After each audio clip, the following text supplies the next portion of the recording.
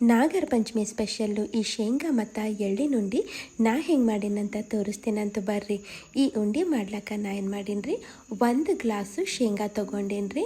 ಅದೇ ರೀ ಕಡಲೆ ಬೀಜ ತೊಗೊಂಡು ಈ ಪ್ಯಾನಿನಾಗ ಹಾಕಿ ಏನು ಮಾಡ್ತೀನಿ ಹುರಿತೀನಂತ. ಲೋ ಮೀಡಿಯಮ್ ಫ್ಲೇಮ್ನಾಗ ಹುರಿಬೇಕಾಗ್ತದೆ. ಕಂಟಿನ್ಯೂಸ್ ಆಗಿ ಹಿಂಗೆ ಕೈ ಆಡಿಸ್ಕೋತ ಈ ಥರ ಬಣ್ಣ ಬರತನ ಇವಕ್ಕೆ ಹುರಿಬೇಕಾಗ್ತದೆ.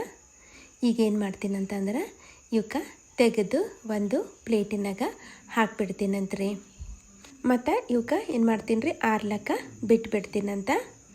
ಈಗ ಇದೇ ಪ್ಯಾನಿನಾಗ ಒಂದು ಸಣ್ಣ ಬಟ್ಟಲು ತುಂಬ ಏನು ಮಾಡ್ತೀನಿ ಎಳ್ಳು ತೊಗೋತೀನಂತ. ಎಳ್ಳಿಂದು ಕ್ವಾಂಟಿಟಿ ನೀವು ಹೆಚ್ಚು ಕಮ್ಮಿ ಮಾಡ್ಕೋಬೋದು. ಆದರೆ ನಾ ಇಲ್ಲಿ ಶೇಂಗಾ ಜಾಸ್ತಿ ತೊಗೊಂಡೀನಿ, ಎಳ್ಳು ಕಡಿಮೆ ತೊಗೊಂಡಿನಿ, ನಡೀತದೆ. ಇವಕ್ಕೂ ಹಿಂಗೆ ಬಣ್ಣ ಬರೋದನ್ನ ಹುರಿತೀನಂತ.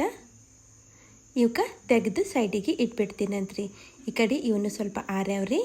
ಈಗ ಸೊಪ್ಪಿ ಎಲ್ಲ ಏನು ಮಾಡ್ತೀನಿ ಸಪ್ರೇಟ್ ಮಾಡ್ಕೋತೀನಂತ. ನೀವು ಸೊಪ್ಪಿ ಸಹಿತನೂ ಏನು ಮಾಡ್ಕೋಬೋದು, ಗ್ರೈಂಡ್ ಮಾಡ್ಕೋಬೋದು. ನಾನು ಏನು ಮಾಡ್ತೀನಿ ಅರ್ಧಂಬರ್ಧ ಹಿಂಗೆ ಸೊಪ್ಪಿ ತೆಗಿತೀನಂತ. ನೋಡಿರಿ ಈ ಥರ ಮಾಡ್ಕೊಂಡಿನಿ. ಈಗ ಒಂದು ಮಿಕ್ಸಿ ಜಾರ್ನಾಗ ಎಲ್ಲ ಹಾಕ್ಬಿಡ್ತೀನಂತ. ಹಾಕಿ ಇದ್ರದ್ದು ಪೂರ್ತಿ ಪುಡಿ ಮಾಡಿಕೊಂಡು ನಾನು ತರಲ್ರಿ ಸ್ವಲ್ಪ ಅವಳ ಚವಳ ರೀ ಅಂದ್ರೇನು ತರಿನೇ ಮಾಡ್ಕೊಂಡು ಬರ್ತೀನಂತ. ನೋಡಿರಿ ಈ ಥರ ಆಗಬೇಕು. ಈಗ ಇದಕ್ಕೆ ಸೈಡಿಗೆ ಇಟ್ಬಿಡ್ತೀನಂತ. ಈಗೊಂದು ಪಾಕ ರೆಡಿ ಮಾಡ್ಕೊಳ್ಳೋಮಂತ. ಇಲ್ಲಿ ನೋಡಿರಿ 1 ಗ್ಲಾಸು ಬೆಲ್ಲ ತೊಗೊಂಡಿನಿ ನಾ ಇಲ್ಲಿ. ನಿಮಗೆ ಸ್ವೀಟ್ ಜಾಸ್ತಿ ಬೇಕಂದ್ರೆ ಇನ್ನೂ ಒಂದು 1/4 ಗ್ಲಾಸು ಬೆಲ್ಲ ಜಾಸ್ತಿ ತೊಗೋಬೋದು.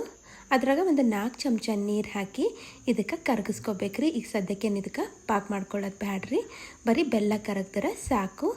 ಈಗೇನು ಮಾಡ್ತೀನಂದ್ರೆ ಇನ್ನೊಂದು ಪ್ಯಾನಿನಾಗ ಈ ಬೆಲ್ಲ ಸೋಸ್ಕೋತೀನಂತ್ರಿ. ಈಗ ನಾವು ಇದರದ್ದು ಪಾಕ ಮಾಡ್ಕೋಬೇಕಾಗ್ತದೆ.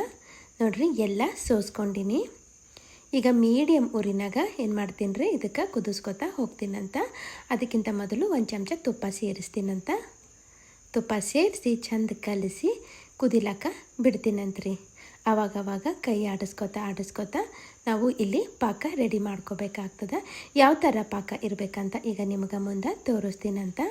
ಇದು ಆಗ್ಯದಿಲ್ಲ ಅಂತ ತಿಳ್ಕೊಳಕ್ಕೆ ಒಂದು ಪ್ಲೇಟ್ನಾಗ ನೀರು ತೊಗೊಂಡು ಒಂದು 4 ಹನಿ ಈ ಪಾಕ ಹಾಕ್ತಾರೆ. ಅದು ಅಲ್ಲೇ ಸೆಟಲ್ ಆಗ್ಬೇಕ್ರಿ, ಎಲ್ಲ ಕಡೆ ಸ್ಪ್ರೆಡ್ ಆಗಬಾರ್ದು, ಅಂದರೆ ಆಗ್ಯದಂತ ಅರ್ಥ ರೀ.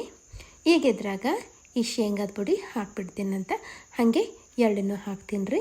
ಇದ್ರದ್ದು ರುಚಿ ಇನ್ನೂ ಜಾಸ್ತಿ ಮಾಡ್ಲಿಕ್ಕೆ ನಾ ಏನು ಮಾಡ್ತೀನಿ ರೀ ಒಂದಿಷ್ಟು ಒಣ ಕೊಬ್ಬರಿ ತುರಿದು ಸೇರಿಸ್ಲತ್ತೀನಿ ರೀ. ಈಗ ನಾನು ಸ್ಟವ್ ಆಫ್ ಮಾಡೀನಿ ರೀ. ಈಗ ಇದಕ್ಕೆ ಹಾಗೆ ನಾವು ಚೆಂದ ಕಲಿಸ್ಕೋಬೇಕಾಗ್ತದೆ. ಭಾಳ ಬಿಸಿ ಇರ್ತದಲ್ಲ, ಈಗಿಂದಿಗೆ ನಮಗೆ ಉಂಡೆ ಮಾಡ್ಲಿಕ್ಕೆ ಬರಲ್ಲ. ಹಾಗೆ ಕಲಿಸಿ ಸ್ವಲ್ಪ ಅಂದ್ರೆ ಸ್ವಲ್ಪ ಆರ್ಲಕ್ಕ ಇದಕ್ಕೆ ಬಿಡಬೇಕಾಗ್ತದೆ. ನೋಡಿರಿ ಸ್ವಲ್ಪ ಆರ್ತಂದ್ರೆ ನಮಗೀಗ ಉಂಡೆ ಮಾಡ್ಕೊಳಕ್ಕೆ ಸರಳ ಆಗ್ತದೆ ರೀ.